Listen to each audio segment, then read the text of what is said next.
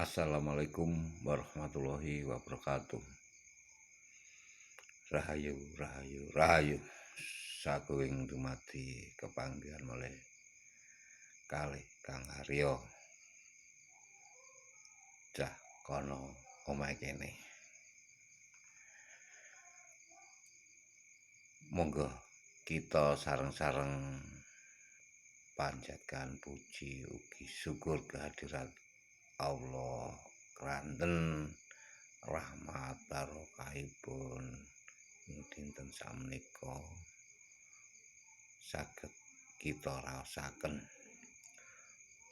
Mugi-mugi kita sedaya tansah keparingan slamet wilujeng, boten enten alangan satunggal menapa kalis ing sambikala.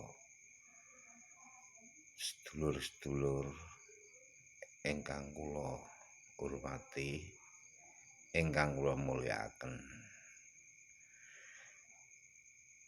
Sedulur sedaya ampun gadah panggraita utawi angen-angen mbok bilih paugeran utawi pemikiran sedulur utawi kelebihane sedulur ampun cilik ati mbok bilih kelebihan utawi ilmu kang didarbekni sedulur sedaya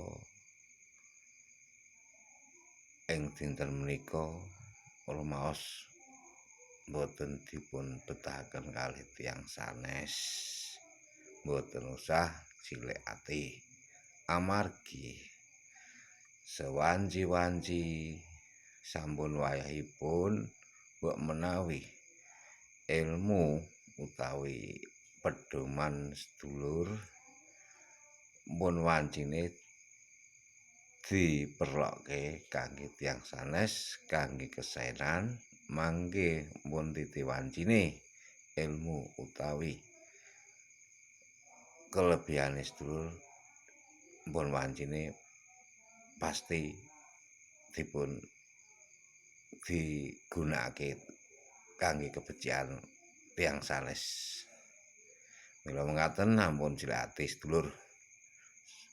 Ing bahasa Indonesianipun sudah saatnya mungkin ilmu atau pedoman yang Anda miliki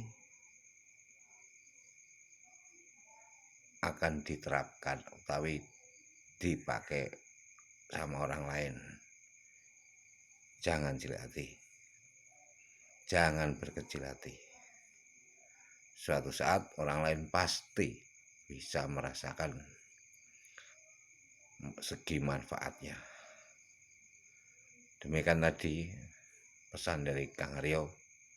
Mungkin ada tutur kata yang kurang pas. Kang Haryo minta maaf yang sebesar-besarnya. Wassalamualaikum warahmatullahi wabarakatuh. Rahayu, rahayu, rahayu.